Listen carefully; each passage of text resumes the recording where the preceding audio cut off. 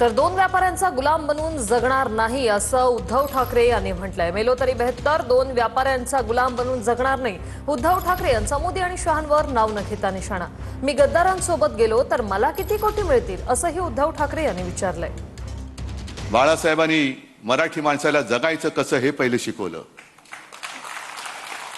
कारण जर जगायचं कसं हेच आपण विसरून गेलो, गुलामीचं जीणं कदापि जगणं मी शक्य नाहीये, अजिबात नाही। मेलो तरी 72, पण त्या दोन व्यापाऱ्यांचा गुलाम बनून मी आयुष्यात कधी जगणार नाही, ही शपथ सगळ्यांनी घेतली पाहिजे। आपण लढतो, आपण लढणार। मी मध्ये एका आता या 2-4 सभांमध्ये मी म्हटलं, कदाचित ठाण्याच्या सभेत असेल, हे जे काय गद्दारी करणारे लोक आहेत ना, किती पैसे मिळाले त्यांना? 50 कोटी ना। मग मी जातो ना त्यांच्याबरोबर, किती मिळतील मला? पण मग